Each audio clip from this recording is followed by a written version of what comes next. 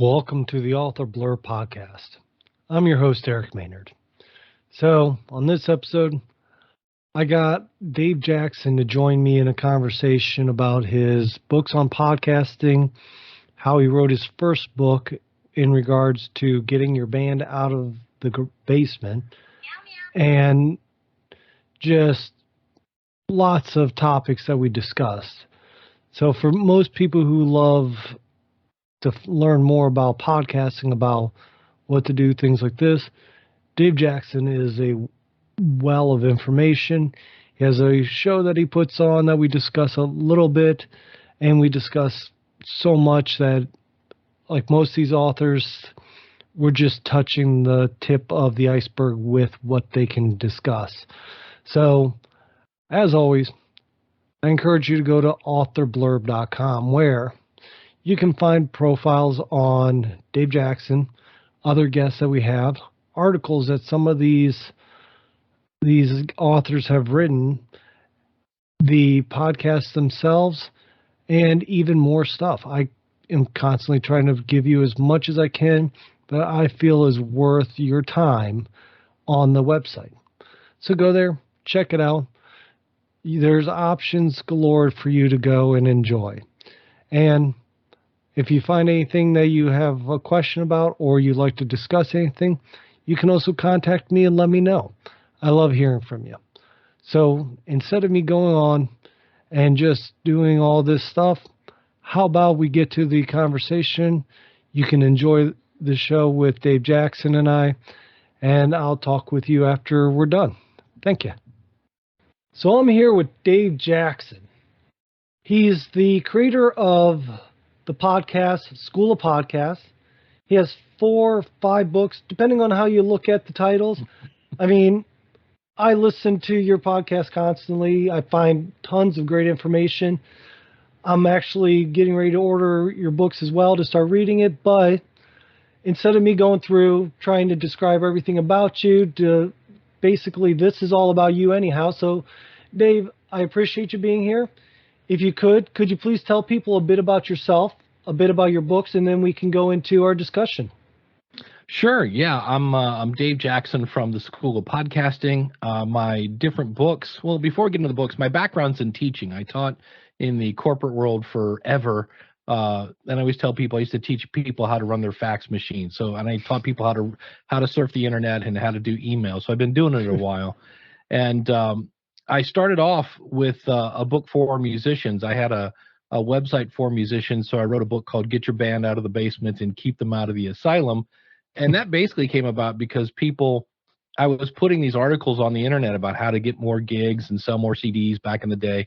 And somebody said, well, I should put all this stuff into a book. So that's how that one came about. And I then started a podcast to promote the book.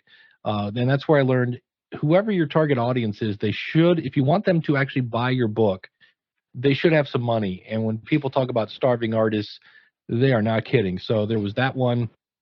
I have one called Your Favorite Podcast Is, and it's kind of just a quick examination of like what makes people listen to podcasts. So every year I've been asking my audience, like, if you could only pick one podcast, and everybody always tells me it's super hard and I don't know which one to pick, but I'm like, nope, you can only have one.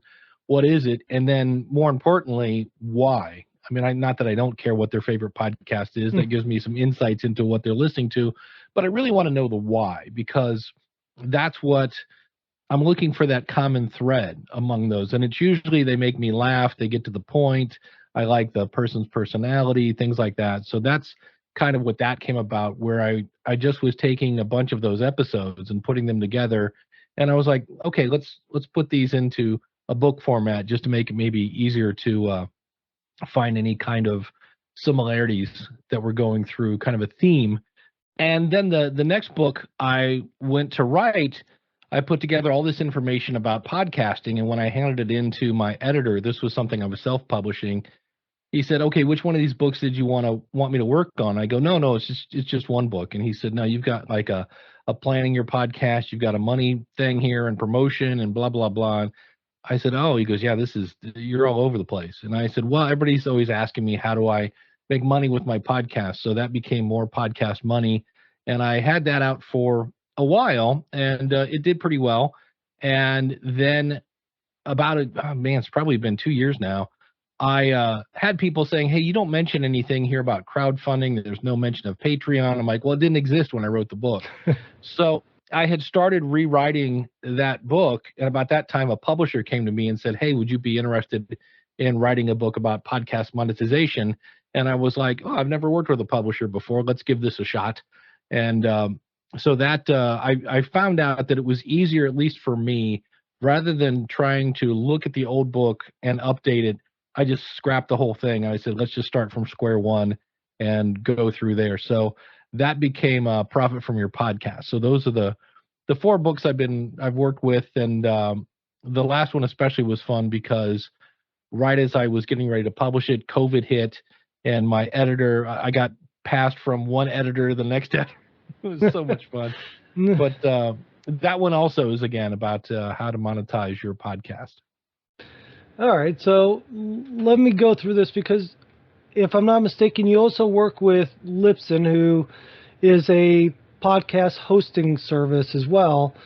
Now, do you talk about in your books the different hosting services, the comparisons to them, or what do you actually dive into?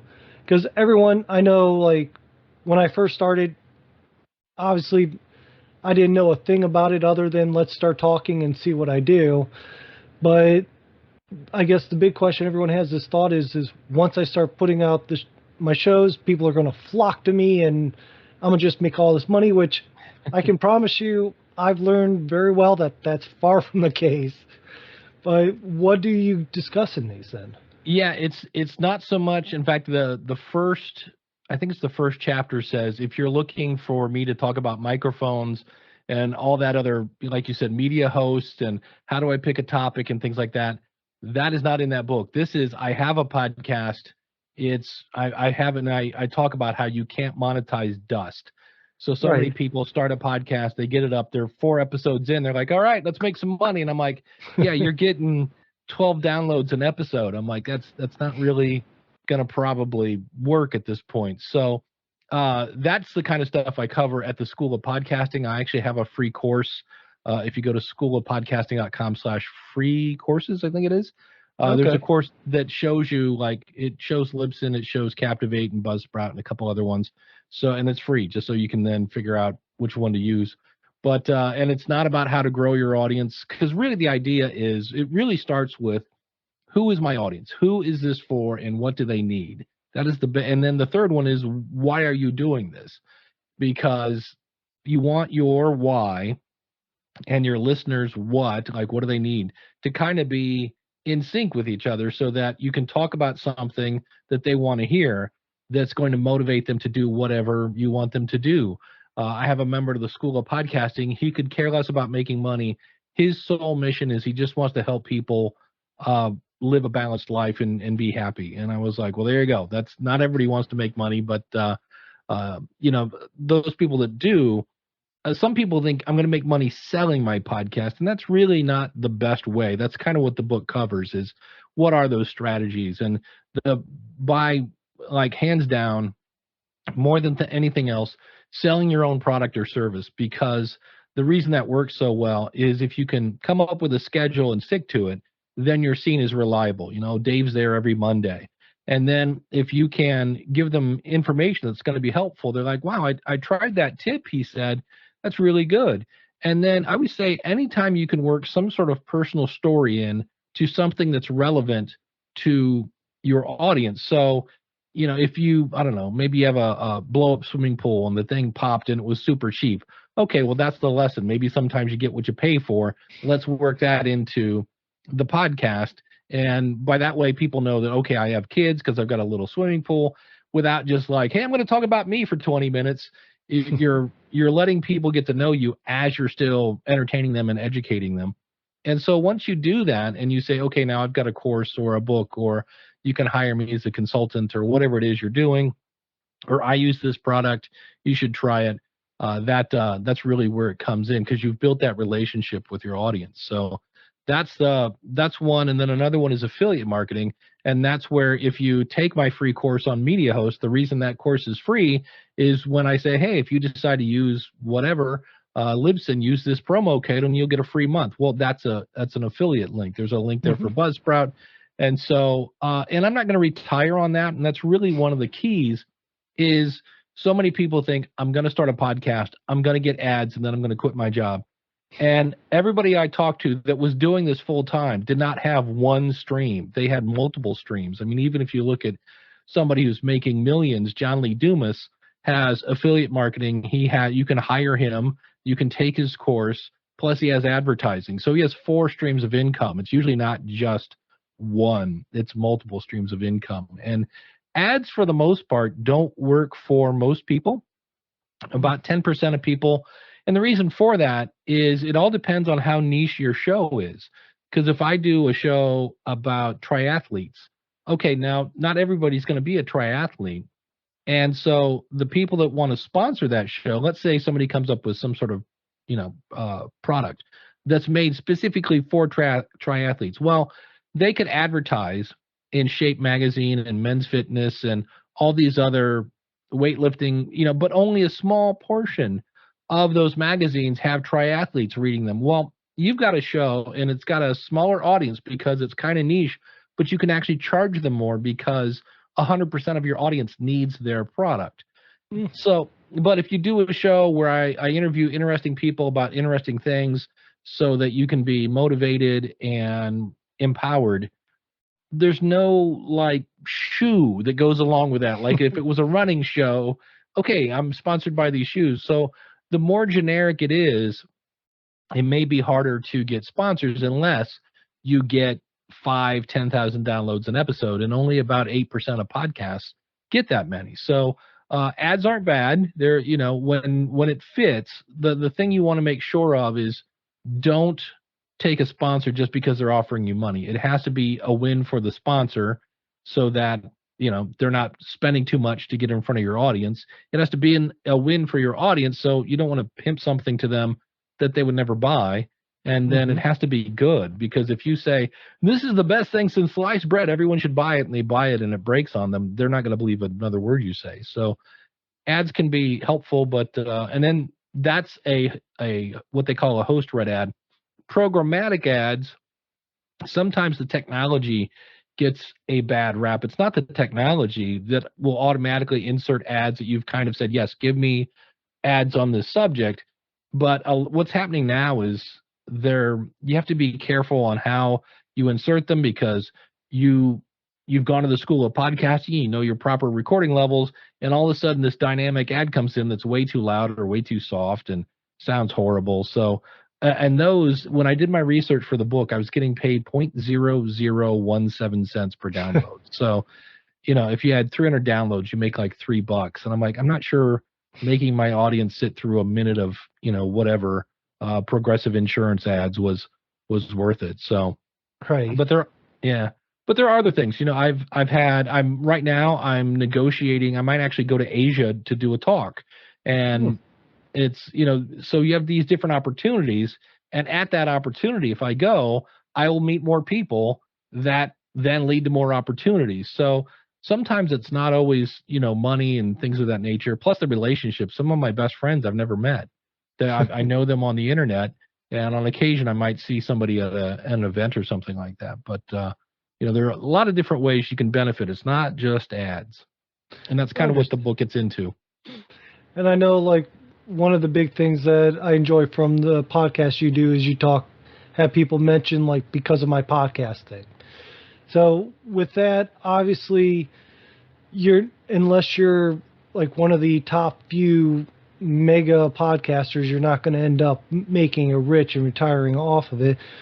Does your books go into discussing what people's true expectations should be? Yeah, it's especially because one of the things you can sell is like a membership site, or really if you sell anything, there are a lot of people that are consuming your podcast for free because, well, it's free. It doesn't have to be, but every time I looked into somebody who sold a product, whatever it was, a book, or, whatever, I I remember I was listening to Radio Lab. Radio Lab is this super popular kind of science-based podcast. And if you Hmm. are in a room with somebody who likes Radio Lab and you say the phrase Radio Lab, they like it's a knee-jerk reaction. They have to go, "Oh my God, I love Radio Lab." Like they have amazingly loyal people. And so I was listening to it. It was a great show. And they're like, Hmm. "Yeah, I want to let you guys know we're kind of doing a pledge drive. We get lots of listeners and we do all this stuff and we're trying to get up to 1% of their audience to pitch in anything. I've heard the number 3% a lot. When I was talking to the folks at Teachable, they said 2%. And I just heard a show with Adam Curry, who's one of the guys that helped invent podcasting.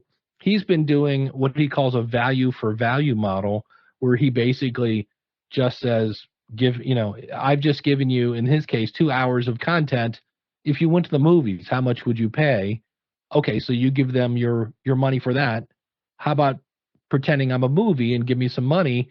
And he said he gets about 4% of his audience because his show delivers information you can't get anyplace else. They dissect the media and they talk about a lot of things without getting like too tinfoil hatty.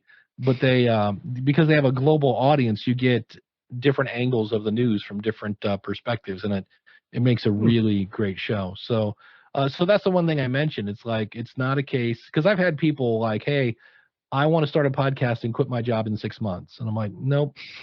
And then again, when I interviewed people, I'm like, how long did it take you to make enough money to where you had like a car payment or something like that? And they're like, somewhere 2-3 years to where it was really like, wow, this is some decent money here. And nobody wants to hear start a podcast in 3 years. If you're really good, you'll make Hmm. some money. Because so many people, I think a podcast is just two people talking and it's real because they're not going to edit. And me, like if I had a podcast with my best friend, I've known him for 40 years, and we could get together, and all he would have to say is Wiedemann, and I'd be like, oh my God, the Wiedemann, holy! And meanwhile, my audience has no idea what we're talking about, and we're laughing, and we're like, oh, we're hilarious. I'm like, yeah, but you got to remember, just because it's real doesn't mean it's really entertaining. Uh, Right. I just I just interviewed a guy who he's a hospice doctor and he Hmm. does financial stuff. And he made a great point. He goes, it's not enough to be just unique. Because what happens is when you get into kind of your bubble, and I find somebody who, is using podcasting to market their product and they made money. I'm like, oh, that's great. That's what I love to hear.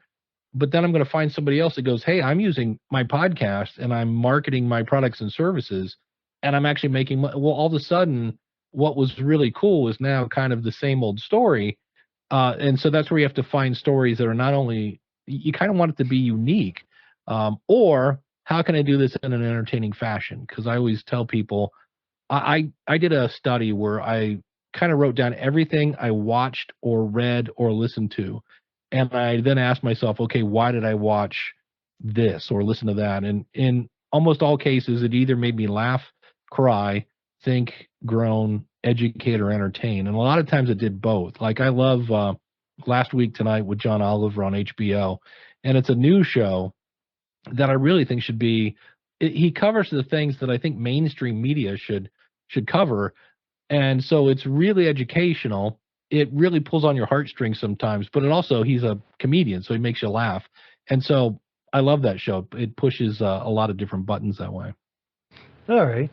And yeah, I think I've heard of them. I can't say I've actually. I'd say I quit watching TV quite some time ago. So. Well, it's funny you say that because I haven't watched that show in about 4 weeks, and I haven't watched live TV in probably 10 years. The closest thing might be the Super Bowl. But almost everything I watch, I've either recorded so I can fast forward through the commercials, or I just, I've seen every Seinfeld, Friends, and Frasier. I don't need to watch it again. So Right. I'm listening to a book right now by Matthew Dix called Someday. I forget the rest of the tagline, but his whole thing is we we give away our time so easily to things that are just not worth it. And it's really got me rethinking. Like I normally drive to Walmart to grocery shop because everything's so cheap, but it takes me probably 25 minutes. So there's 50 minutes round trip. I've got a grocery store probably 3 minutes from my house. Now, granted, prices are a little more, but it takes me 10 minutes to go there. So I've gained 40 minutes. So is the 40 minutes I spent going to Walmart so I could save, I don't know, 78 cents on a, case of Mountain Dew worth the 40 minutes I spent? And it was like, no, it's not. So Right. you're right. So TV is one of the first things to go when you start a podcast. Yeah, I know. Like when I started writing, I cut back my TV, and then, like you said, I've lost so much time just because of the busy life. You mentioned about listening to a book. I went from reading books to actually listening to them. Yeah. And I mean, one thing I did definitely learn, and I think I heard it on your show, is you don't start podcasting unless you really enjoy going through, listening to the conversations repetitively, editing, and doing all this stuff, because there is a lot of talking, a lot of stuff that's involved in it. What other issues or ideas or things that people don't realize about podcasting that should be something that either they can find in your book that's going to be addressed that they need to focus on, or what is something you think that people need to know before they even jump into opening the book? Well, yeah, it is going to be a kind of a time suck. And so I always tell people again, it goes back to who is your audience. So if I'm doing interviews, it sounds simple. I'm just going to get somebody, I'm going to answer some questions, I'll put it out. Well, okay, but that means you have to research who this person is so you can ask the right questions to deliver value to your audience. And so many times people are like, "Hey, thanks for coming on the show." And then you just kind of let the person go. And if that person knows who your audience is, they can better answer the questions so they know, so that you have to do less editing. And I always say that when it comes to interviews, it's like a seesaw. If you don't do any research on your guest, then you're going to be doing a lot of editing, because part of your interview is you trying to find the gold nugget. Whereas if you spend more time researching the guest, then you can ask better questions, which means you're going to do less editing. So that's one thing. And then the other one is, and I get it, but whatever it is, whether it's, selling your own product or an affiliate product or crowdfunding, especially, people like to use, whether it's Patreon or Supercast or Glow.fm, there are a number of these out there, Mm-hmm. and they'll put it out there like, hey, you can give me $5 a month, and I don't know, I'll make another episode or something like that. But first of all, that's called crowdfunding. And again, I always like to point out it is crowdfunding. So it's not fund crowding. You have to have the crowd first. Otherwise, Right. that's not going to work. And again, you're going to get about 3% of people. And so, but what happens is, and I get it, we get a little uncomfortable when we start to talk about ourselves. And so you want to talk about your bonus content or whatever it is. And your pitch sounds like this: hey, like, if you kind of like maybe want to, you don't have to, but like, if I have this thing, it's like a monthly, if you want it, like, I don't know, it's, my website is .com, and okay, thanks. And I'm like, wait, what?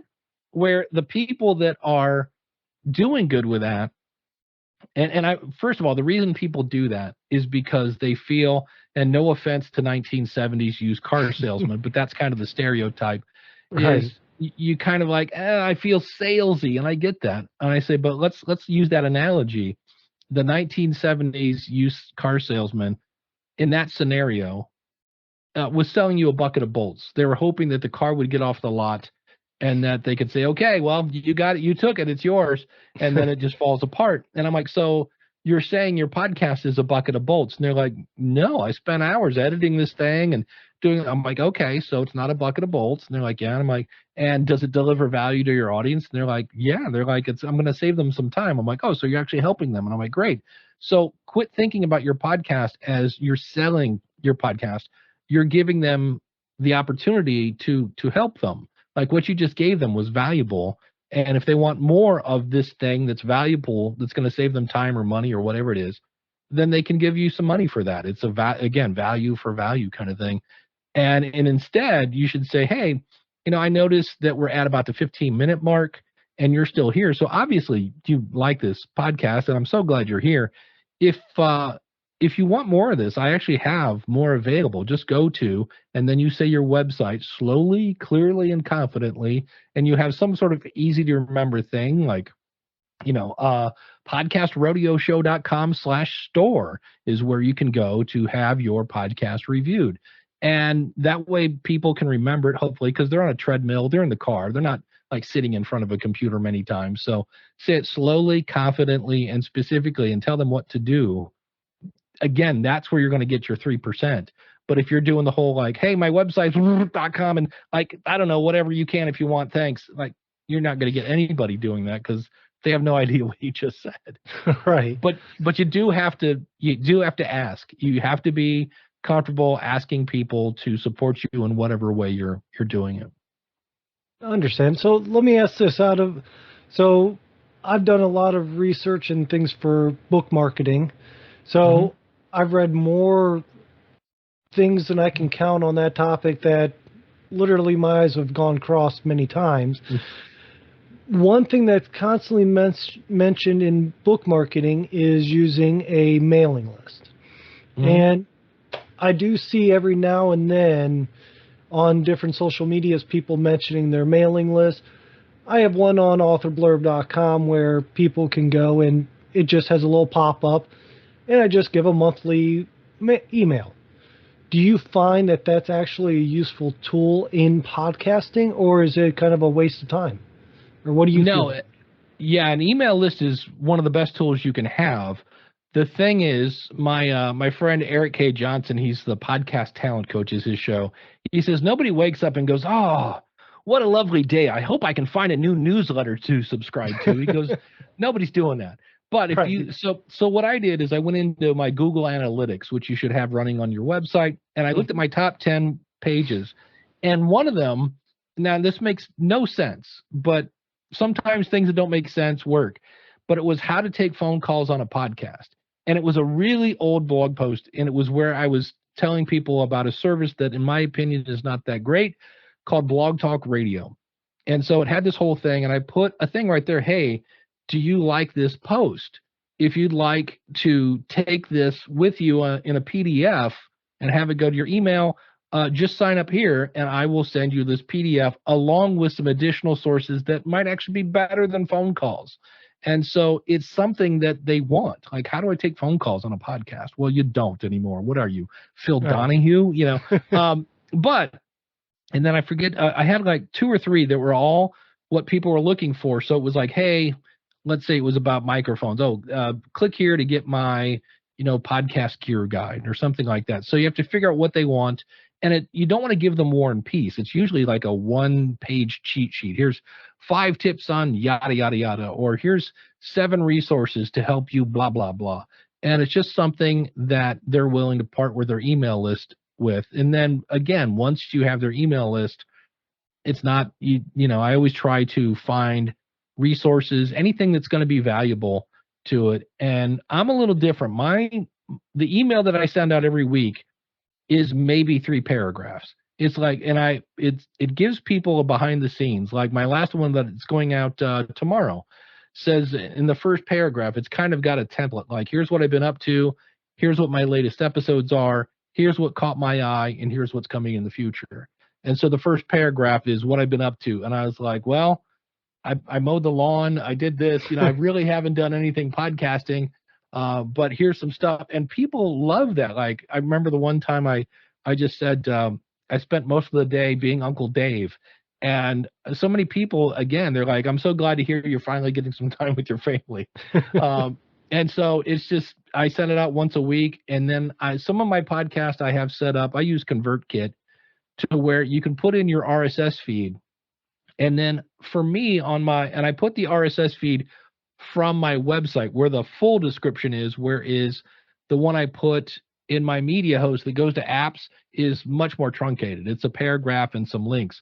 My website, where Google is searching, has a much longer, much more detailed description of my episode. And so I took the feed from that and I put it into ConvertKit. And when I put out a new episode, it takes that description on the website, puts it into a newsletter, and automatically sends to anybody who said, I want your newsletter. So that's kind of a cool one because it's on autopilot.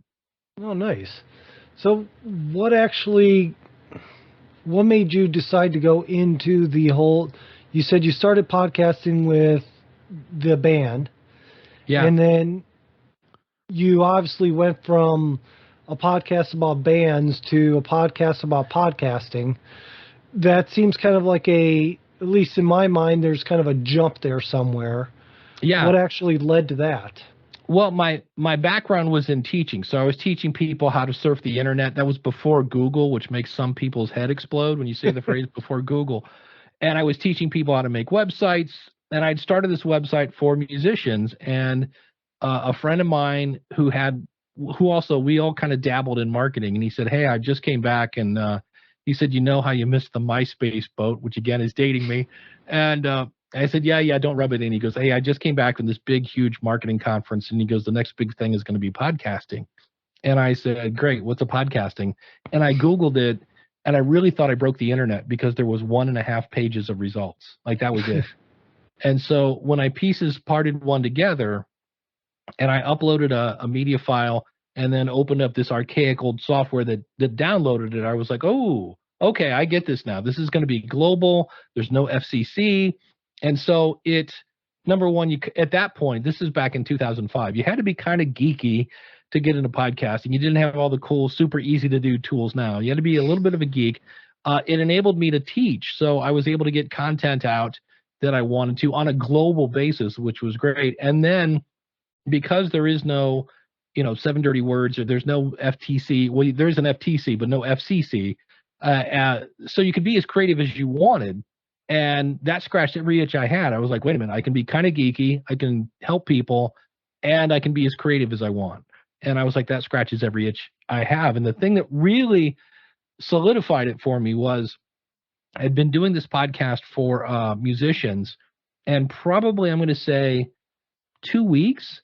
And all of a sudden I got a voicemail from Michael Van Laar from Nuremberg, Germany. At the time, I was in Mogadore, Ohio. So everybody together, where exactly? It's me and the cows out in Mogadore, Ohio. I'm in my brother's basement, and I get this voicemail from Nuremberg, Germany, and I went, whoa, wait a minute, because I knew it was global, but that was like when you hear a legit German accent coming out of your speakers, you're like, there's a dude on the other side of the planet that not only found my podcast, but liked it. And so at that point, I, as they say, found myself between jobs. And when I got my first degree, which is in electronic engineering, I was a waiter. And I was like, I need a job that is going to allow me to have flexible hours, somewhat pay the bills, and, so I was like, and I had seen so many things come and go where they're like, oh, this is going to be the next big thing. And I'm like, oh, I should jump on that. And then I wouldn't.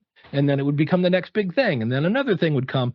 And so I heard, hey, podcasting is going to be the next big thing. And the other thing people were saying was membership sites are going to be the next big thing. And I was like, if podcasting is going to be big and membership sites are going to be big, what if I create a membership site about podcasting? So I did. And again, this is 2005. So every time I asked anybody, do you listen to podcasts? They were like, do I need an iPod for that? So one of the rules that I talk about in the book is if you're expecting to make money quickly, you're not. And in 2005, that was ridiculously painful to get that to do. So not only was I doing podcasting, I was doing podcast editing. So anybody I talked into a podcast, they're like, I just want to talk into a microphone. So I was doing editing, but I was also in a band. I was doing guitar lessons. I was doing just about everything you could think of while I went back to school to get my teaching degree, which was weird because I'd already been teaching for about probably 10 years, but my original degree was in electronics. And so when I went to get a job, they're like, you don't have a teaching degree. And I'm like, no, but look at my resume. Look at this. And they're like, yeah, we need you to have that piece of paper. So the School of Podcasting originally, along with many other hobbies that made money, allowed me to go back to school and get that degree. And then from there, I just, it just basically the world started to catch up to me and like, hey, what's this podcasting thing? So it's been a fun ride all the way along. Well, it sounds like it, and it sounds like you definitely enjoy it quite a bit. So, do you mentioned websites quite a bit. Now, nowadays, like I remember my first website making, when I made it, literally I felt like pulling my hair out because you had to know code, so I was Googling or copying, pasting, all this stuff just to try to get something to work. Now, making a website is so much easier Oh man. with, I mean, there's WordPress if you are endowed to take that jump to do the little things there. And then there's even the just drag and drop website builders. Yeah. But one thing I've noticed is I've come across a lot of podcasts that don't have websites. And that just drives me nuts because I want to try to learn about it. What do you say to people? Like, what tools can they use their website for the podcast for, or what can they use that as a direction to benefit them? Yeah, I only have 2 sites left on WordPress. Everything else I've moved to Podpage, which I happen to be wearing a shirt right now. Right. If you go to learnpodpage.com, I actually have a free course on it. And the last website I made, and I'm not making this up, 10 minutes. It is so you put in your RSS feed, you pick your colors, you write up an about page, and you're done. It's super simple and super powerful. So I was actually talking with the owner of Podpage today, and I said, I'm this close to moving the School of Podcasting onto Podpage, but I've got 17 years of WordPress stuff there, so it's a little more troublesome. But the bottom line is, Google doesn't search, or I guess I should say, because they probably do, search audio, but they're not bringing up audio in search results. So yeah, you can be there. And sure, 70% of people find new podcasts by somebody telling them, oh, you should listen to this podcast. But I still get a fair number of both clients. I had somebody last night, new customer at the School of Podcasting. I said, how did you find me? She said, I Googled podcast consultant and up you came. And so that's where it really comes in. I mean, Google is a verb and a noun, right? So by having a website, and that's why I write a much deeper description on my website. So with Podpage, I put the bare minimum in, and that goes to all the apps, the Google, Apple, Spotify, Amazon, all that. But then Podpage pulls that information into my website, and I then expand on it. So I've got kind of the Reader's Digest condensed version in the apps because people don't want to have to read paragraph upon paragraph on their phone. And then I've got it on my website for Google. And that's where, you can keyword, and that's where SEO comes into play, basically search engine optimization. And so I always tell people what I do is I'm a little scatterbrained. So I actually write a blog post out to flush out what am I trying to say in this episode.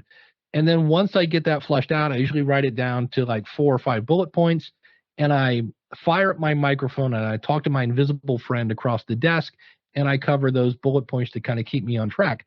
But it's all that information on the website that really attracts Google. And so all the podcast is in my book, and I know there's the whole RSS and syndication, but when you're looking at it, it looks like a blog post with a player on it. And I go, yeah, that's kind of what it is. There's just a whole syndication thing that goes on behind the scenes. But from a end user that just comes to your website, it looks like a blog post with a player on it. If you want to go that route, you don't have to. I know there are some people that will put like three sentences in this show. I talked to Jim Smith, who runs the blah, blah, blah, and that's it. And I'm like, okay, well, the fun part of podcasting is there's no rules. If you want to do that, that's fine, but don't just come to me later and go, how come my stuff doesn't come up in Google? Well, because you typed 36 words for your episode. You might need to put a little more into that. I understand. Now, what about, like, this show is both audio and video. So when somebody Googles it and searches, I've searched the website, and if you're clicked on videos and you type in author blurb, this show will come up on the different streaming services I posted on. But it doesn't bring up my website. Now, I do have files embedded in my website. Does that help the website get discovered with the videos embedded in? Yeah, it's actually something I need to do more of. I have a YouTube channel, and it just dawned on me the other day. I was like, I just send people to YouTube for my videos. I should be putting my videos on my website. I don't know why I'm not. I was like, wait, what? I was like, nope, I've just been doing YouTube. And they are completely different audiences. I've had people that have found me on YouTube, and I'll be like, hey, because I always ask anytime somebody signs up my website, how did you find me? Because I want to do more of whatever that was. Right. And I've had people find me on YouTube. They'll sign up for the School of Podcasting, and then I'll be like, how did you find me? Oh, you found me on YouTube. Great. And then be like, oh, do you do audio stuff too? And I'm like, yeah, for 17 years. So they're two completely separate audiences. There are people, I don't know who used to be PewDiePie. There are people who worship YouTube, and that's all they watch is YouTube. It's their little YouTube bubble. And then you have the people over here that are all about podcasting and Mark Maron and Joe Rogan and This American Life, and they don't have a clue who the top YouTuber is. It's two little separate bubbles. So if you can do both, great. If you can't, I would start off with audio. Audio is a heck of a lot easier to edit, and you don't need lights and all that stuff. You don't have to take a shower if you're just doing audio.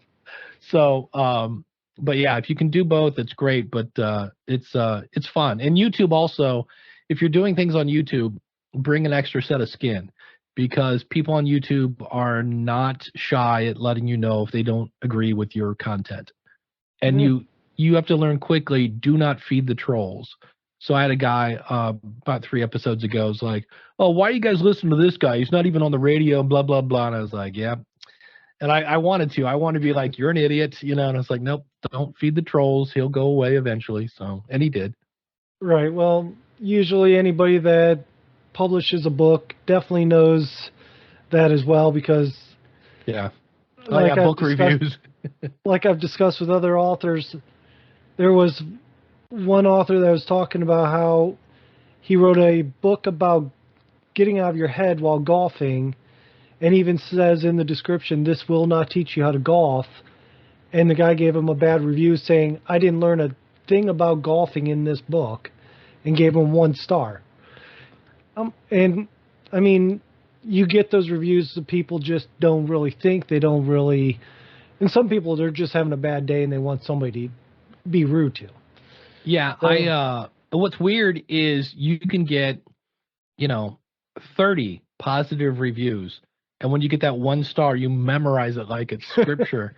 Mine is a bad podcast for a bad service, 1 star. And I remember that, but ask me to name a 5-star, I'll be like, I don't know. It's funny how that works. And I have a name for those people, and it's called Not Your Target Audience. So, when we try to be everything to everyone, we just kind of wash ourselves out and end up with just a bunch of vanilla, and that's no good. I understand. So I don't want to take up your whole night. I know that you have a lot of stuff probably going on as well. So one thing I would like to do is, again, thank you for coming on.